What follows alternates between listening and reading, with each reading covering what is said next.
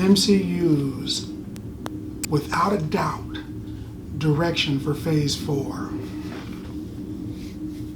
Possibly. Maybe. Yeah, there's a good chance. We'll see. Number 1, the Dark Avengers. Somebody has to be buying Avengers Tower. In the comics, that's Norman Osborn. Bug crap crazy and the leader of Hammer, which replaces Shield. Hammer, Shield, in space they got Sword. Creates his own Dark Avengers. The Dark Avengers are the replacement for the Avengers. The Avengers kind of broke up. Somebody's buying Avengers Tower. Shield isn't there. It's a setup. To me, it's a setup for the Dark Avengers. Number 2, Kang the Conqueror. Kang the Conqueror is a time-traveling supervillain who may be possibly the descendant of the Richards family, or possibly even the Doom family, or maybe sometime down the line, a combination of the two. We don't know exactly because it keeps changing the story. But it could be one of those two guys who are potentially the smartest people on the planet. The Avengers introduced him when they're doing all this time travel because they've been bouncing around through time, and that's the kind of thing that Kang the Conqueror would notice. Imagine taking today's military, American might, and we go down to whatever, 1776 even. We go there, that's special number. We go there and we pick a fight with America. Today's America is going to easily conquer that America, and it wouldn't take a lot of effort. I mean, we got super destroyers and the whatnot, airstrikes, drones, better arms, military, better. I mean, who's going to win with a flintlock? So imagine that. But today, 1,000 years in the future, they're bringing their tech here to fight us. We ain't got nothing to handle that. Not even the Avengers. And he casually walks through the Avengers sometimes. Number 3, the Secret War. Secret War is with the Beyonder. They kind of sort of introduce that possibility by bringing so many heroes onto the scene. There's so many different possibilities for battles. The Secret War was Beyonder, this godlike being who wanted to understand the concept of good and evil.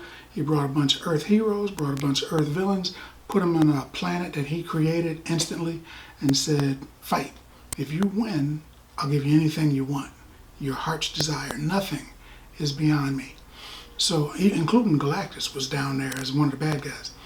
So they had to fight each other. And it's pretty interesting, pretty cool fights and so forth.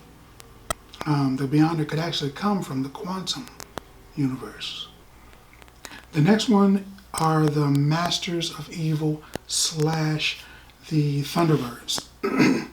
They're led by Baron Zemo, both teams. So they've introduced Baron Zemo already. They've introduced a reason for him to hate the Avengers already. And when they talked to him at the end, if you remember, the guy was like, how's it feel to have done all that stuff and come up short? And he's like, did I?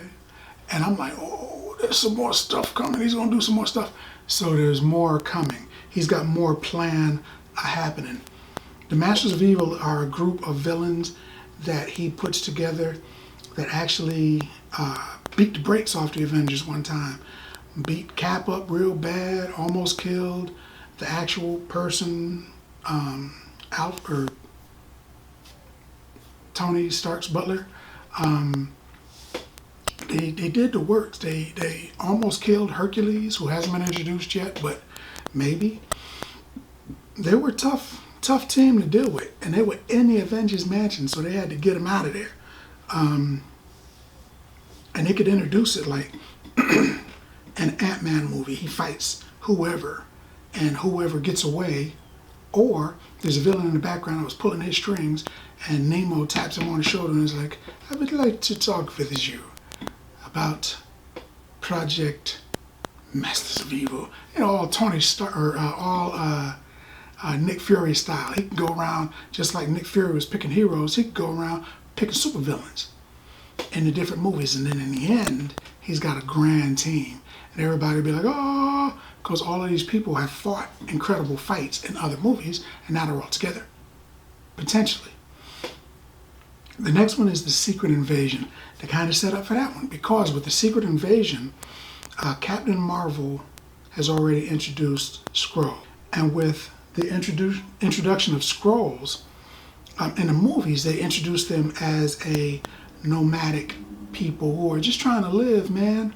But in the comic books, they're almost all of them are spies and everything, James Bond type, changing their appearance and popping in and out of different places and doing the bad stuff. So it could be that them telling Carol Danvers, oh man, you know, we just need your help, was also a lie. And when she was in space for so long fighting this battle, that she realizes what's going on, and she's just trying to end the war. Maybe. But in the Secret Invasion, there are a lot of the people that you think are heroes, a lot of people that you think are villains. The president, the vice president, Nick Fury, anybody could be a Skrull who has, for months or even for years, taken on a particular persona so he can help infiltrate. And the last one, which leads into that a little bit, is the Kree War.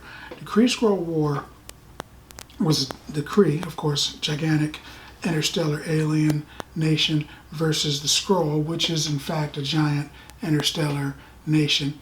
And sometimes in that war, it leaked into an area where the Shire live, and they are a bird-like race that they're cooler than it sounds. It's a bird-like race that live out in space, and the war sometimes ventured into their area, but they can't really do that couldn't do it because they belong to the X-Men franchise. But now that Marvel owns that, they got them too.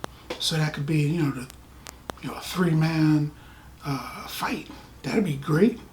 And the Shire don't bring just like weapons. With the Skrull, you've got they can shape change, become monsters and animals or whatever other people. They can look like your president, or the president, like the Kree, or I guess the Supreme Intelligence, stuff like that. They can dip in like that.